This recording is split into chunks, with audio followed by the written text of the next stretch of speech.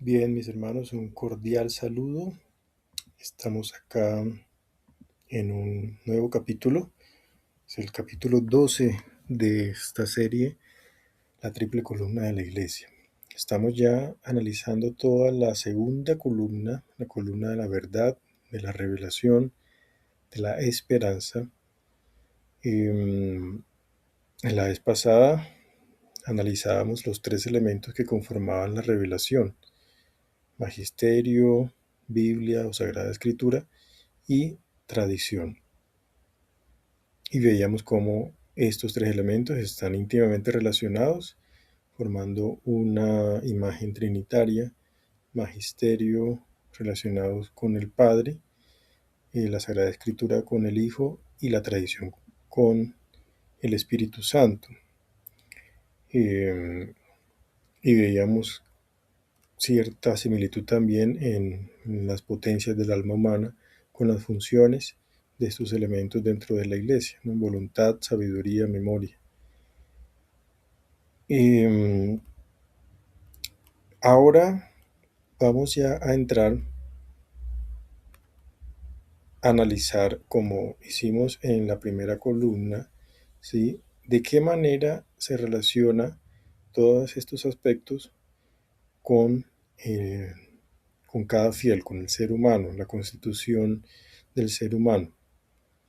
Veíamos la tríada de sacerdotes, profetas y reyes, características que recibimos en el bautismo. En cuanto a sacerdotes, es un aspecto que está íntimamente relacionado con el tema de la primera columna, que era la liturgia. Ahora el tema o la característica de profetas está íntimamente relacionado con todo el tema de la revelación. Y vamos a ver por qué. El Catecismo de la Iglesia Católica nos enseña en el 785 que el pueblo santo de Dios participa también del carácter profético de Cristo. Lo es sobre todo por el sentido sobrenatural de la fe, que es el de todo el pueblo, laicos y jerarquía, cuando se adhiere indefectiblemente a la fe transmitida a los santos de una vez para siempre, y profundiza en su comprensión y se hace testigo de Cristo en medio de este mundo. Entonces, fíjense, aquí una palabra clave: profundizar en la comprensión, ¿sí?, la comprensión de la fe. Lo dijimos cuando hablamos de que en un primer momento la fe recibida en el bautismo, reforzada en la confirmación, muy relacionada con la afectividad, con la belleza, es una fe todavía que le falta madurar, profundizar.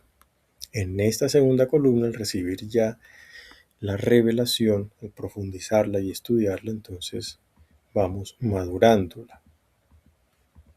En el siguiente subtítulo del Catecismo, que dice su participación en la misión profética de Cristo, vamos a ver de qué manera participamos en esa misión profética.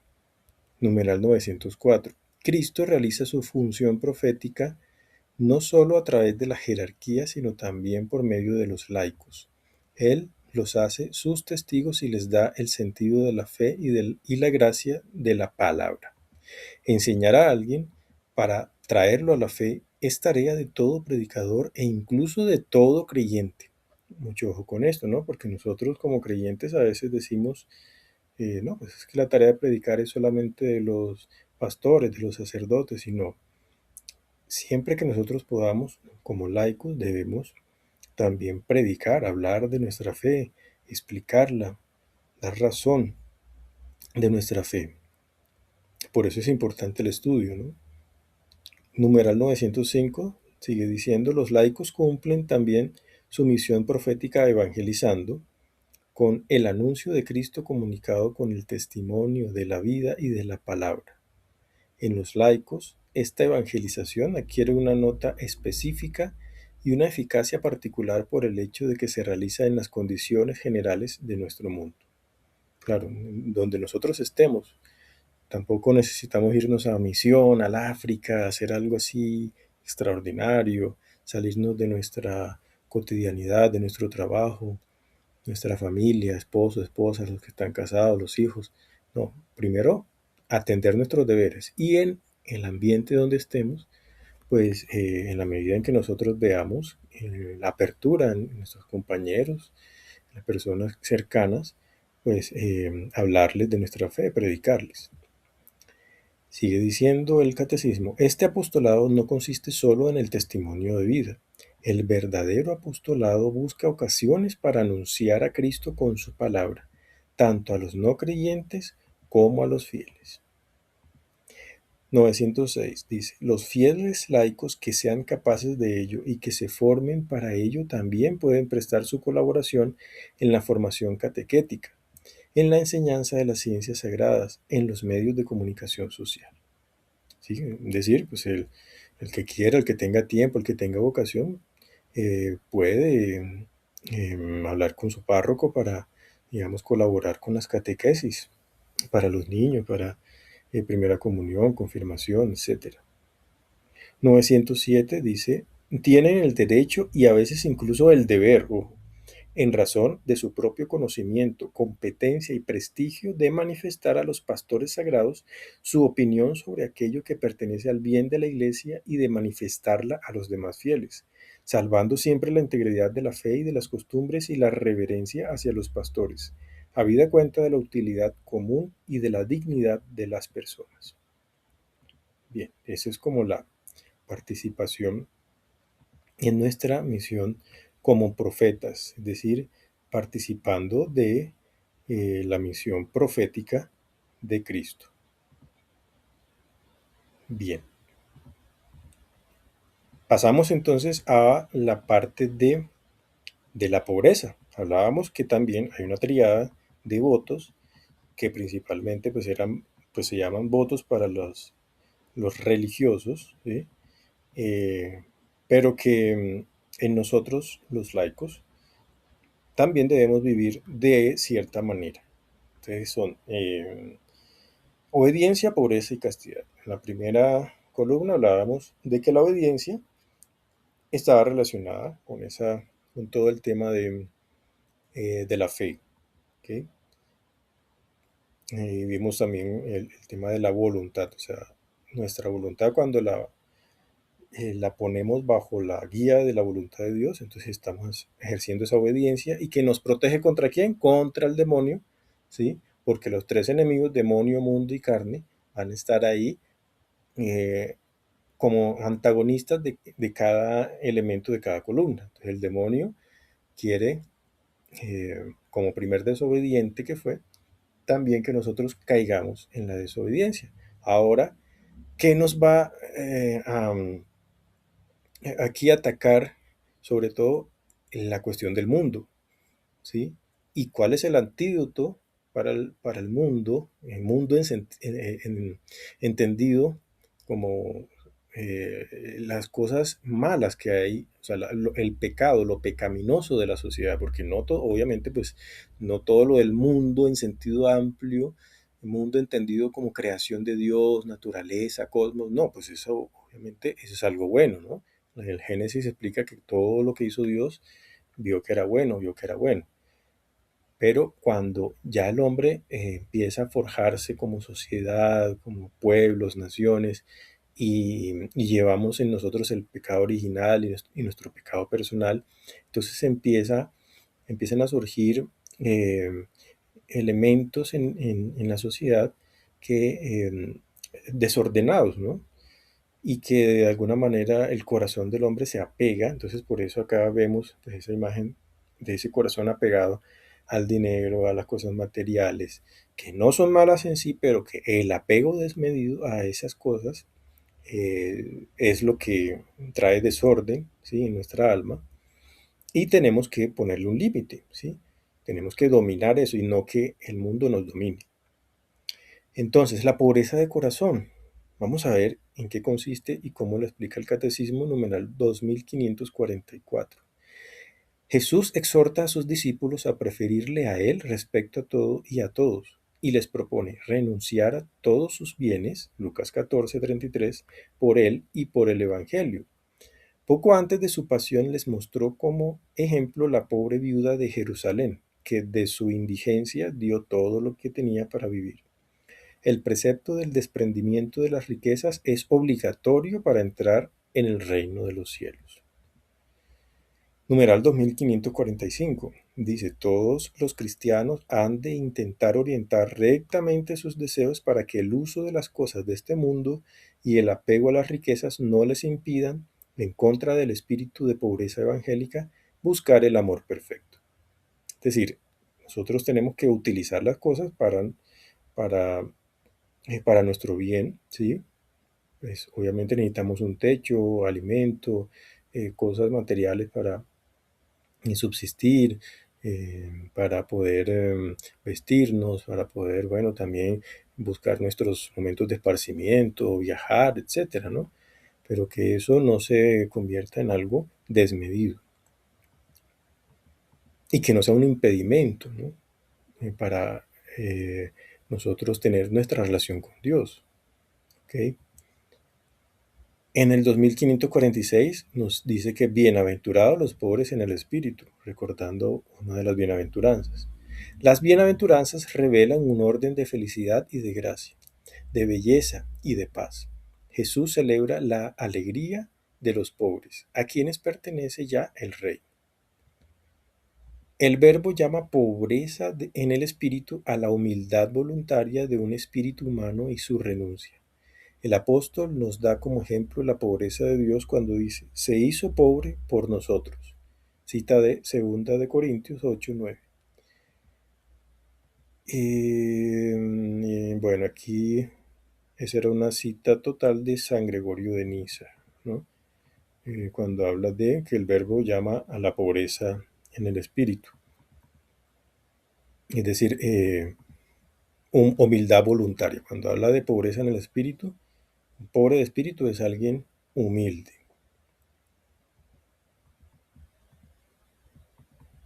Numeral 2547 nos dice que el Señor se lamenta de los ricos porque encuentran su consuelo en la abundancia de bienes. El orgulloso busca el poder terreno mientras el pobre en espíritu busca el reino de los cielos. Cita de San Agustín. El abandono en la providencia del Padre del cielo libera de la inquietud por el mañana. La confianza en Dios dispone a la bienaventuranza de los pobres. Ellos verán a Dios. Listo. Y en Juan 16:33, una frase también muy esclarecedora sobre este tema, dice, en el mundo tendréis tribulación, pero ánimo, yo he vencido el mundo, dice Jesús en su Evangelio. Pues fíjense que cómo vemos claramente pues que la segunda persona de la Trinidad, Jesucristo mismo, que está directamente relacionado o expresado con todas estas características de esta segunda columna, es radicalmente opuesto al mundo, porque Él fue el que venció al mundo. Y en Romanos 12, versículo 2 nos dice, y no os acomodéis a este siglo, antes transformaos por la renovación de vuestra mente, para que experimentéis cuál sea la voluntad de Dios, que es buena, agradable y perfecta.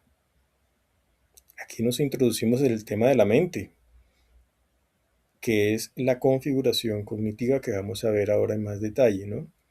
Recordemos, para los que de pronto no recuerdan o no han escuchado, también hay otra triada que son las tres configuraciones mentales. Configuración afectiva, cognitiva e instrumental. En la primera columna vimos la configuración afectiva, cómo está relacionado con la belleza, liturgia, etc. Ahora vamos a ver la configuración cognitiva, ¿sí? Y aquí nos habla de renovación de nuestra mente, en esta cita de Romanos. ¿Para qué? Para no acomodarnos a este siglo. A este siglo, cuando hablan de siglo, quiere decir todo lo que se vive en el mundo, ¿no? Y para concluir el tema otra cita bíblica, primera de Juan 5:5. ¿Quién ha vencido al mundo sino el que cree que Jesús es el Hijo de Dios? Bien, entonces, como les decía, pues vamos ahora a mirar qué relación tiene la configuración cognitiva con todo el tema de la revelación. Y pues yo creo que es muy claro, ¿no? Lo cognitivo, es decir, nuestra capacidad de la mente, de nuestra inteligencia, de nuestra memoria, de analizar conceptos, de buscar la verdad, ¿ok? Esa es la configuración cognitiva. Nos estamos basando para ese tema de las configuraciones en un libro del doctor Alexander Ortiz Ocaña. El libro se llama Cerebro, Currículo y Mente Humana, Psicología Configurante y Pedagogía Configuracional. ¿Sí? Entonces explicábamos en su momento pues cómo esas tres configuraciones estaban también íntimamente relacionadas, las tres, no es cada una por su lado. La primera configuración, que es la afectiva, va a definir esta segunda configuración cognitiva, es decir, nosotros pensamos como sentimos, ¿sí? Y leíamos esa frase, dime lo que sientes y te diré cómo piensas, ¿sí? Y luego dime cómo piensas y te diré cómo actúas. Entonces, fíjense cómo esa concatenación lógica de las configuraciones cuadra perfectamente con este orden lógico de las tres características de los pilares que estamos analizando. Fe, que es lo primero; segundo, la esperanza; tercero, la caridad.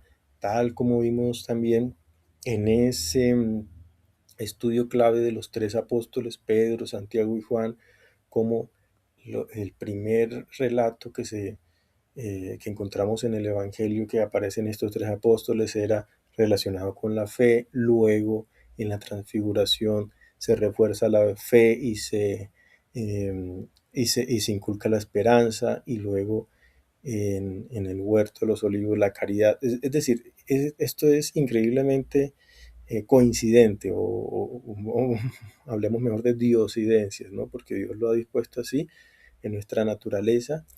Nos formó de tal manera que pudiéramos naturalmente eh, conectarnos con lo que es la iglesia, ¿no? Las tres columnas: belleza, verdad y bien, ¿sí? O la frase de Cristo: yo soy el camino, la verdad y la vida. Todo en clave trinitaria. Y entonces voy a definir, acá voy a leer más bien la definición del doctor Ortiz Ocaña sobre la configuración cognitiva.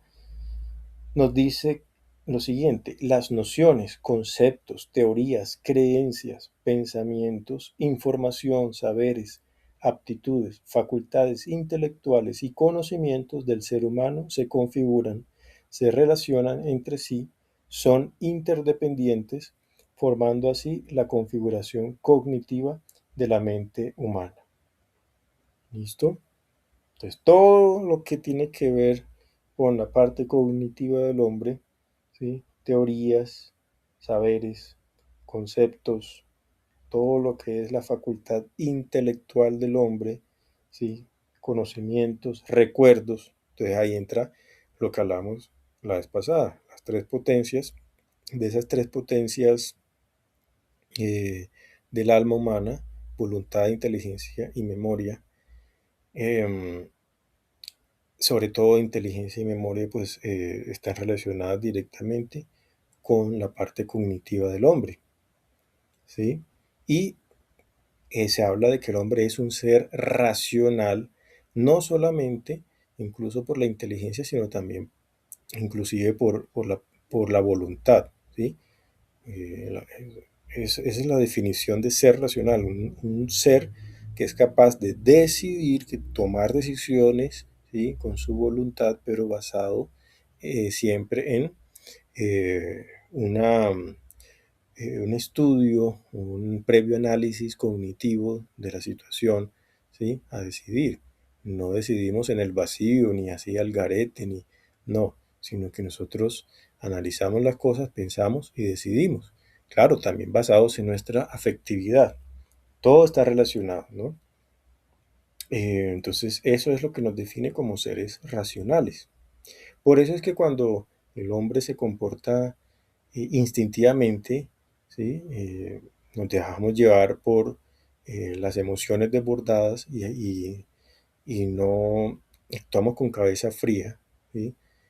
Dejamos salir como ese cerebro reptiliano, allá eso que llaman la parte reptiliana del cerebro que está allá profunda en nuestro cerebro y no utilizamos los lóbulos, el lóbulo prefrontal, que es la parte racional del hombre. eh, entonces es que nos animalizamos, nos volvemos como bestias, porque los animales actúan simplemente por el instinto, pero nosotros no podemos solamente actuar por instinto, sino que debemos regir nuestros instintos por la razón, ¿sí? Entonces por eso es que esta configuración cognitiva, al recibir la revelación de Dios, Dios quiere revelarse, mostrarse, porque nosotros por nuestras propias fuerzas, por nuestra propia razón, no podemos llegar a ciertos conocimientos de qué es Dios, sino hasta cierto punto, ¿sí? Llegamos hasta cierto punto. Entonces es ahí donde Dios se revela al hombre a través, como ya vimos, de la Sagrada Escritura, la tradición, eh, guiada, ¿sí? Por el magisterio. Eh, entonces es cuando el hombre es capaz de llegar a un pleno conocimiento o pues, un conocimiento más profundo, digámoslo, porque bueno, Dios no lo podremos conocer en plenitud, porque es infinito y es algo que realmente pues hay misterios de fe que nos desbordan, pero sí podemos por lo menos llegar a conocerlo mucho más que por nuestra sola luz de la razón, ¿sí? Em, Acá pues sigue diciendo también el doctor Ortiz Ocaña, que como ya dijimos, pues la configuración afectiva determina la configuración cognitiva, es decir, que las nociones, conceptos, informaciones, creencias, teorías y conocimientos del ser humano, con sus procesos de memorización, imaginación, pensamiento y creatividad, se configuran en la configuración cognitiva del ser humano. Y luego vamos a ver en la tercera columna cómo estas dos configuraciones afectiva y cognitiva van a determinar lo que son las obras o la configuración instrumental. Y por último, pues esa palabrita de abajo, pensamiento, ¿no? Como ya vimos, bueno, está, es todo, en resumidas cuentas, todos los procesos cognitivos del hombre, pues es el pensamiento del hombre. Eso lo tomábamos también de una doctora de la iglesia, Santa Hildegarda de Bingen, con otra triada. Ella dice que en el hombre la imagen trinitaria es voluntad, pensamiento y obras. Entonces vemos cómo está ella increíblemente, pues sin haber estudiado todo lo que la neurociencia de ahora está apenas descubriendo estas configuraciones, ella allá en la Edad Media ya lo sabía y lo enseñaba así, ¿no? Porque ella tiene un conocimiento infuso de Dios, fue una gran sabia por eso, porque Dios le mostró muchas cosas, ¿no? Era una mística. Entonces ella enseñaba eso. La imagen trinitaria del hombre es por voluntad, pensamiento y obras. Y aquí estamos acomodando todas estas fichas, ¿no? Fíjense cómo este estudio está eh, lo que, digamos, el fin de todo esto es tomar todos esos aspectos y empezarlos a unir, a concatenar y hacer una enseñanza orgánica de todo lo que es la iglesia. Y como nosotros conformamos la iglesia, nosotros, me refiero pues a todas a las personas, seres humanos bautizados, conformamos la iglesia, entonces eh, allí tenemos una natural conexión con cada uno de los elementos, ¿no? Entonces, aquí estamos conectándonos con la revelación, ¿sí?, a través de nuestra configuración cognitiva o pensamiento. Bien, entonces con esto terminamos esta segunda columna, la columna de la revelación de la verdad, ese trascendental de la verdad, que Cristo mismo dijo también: yo soy la verdad, ¿no?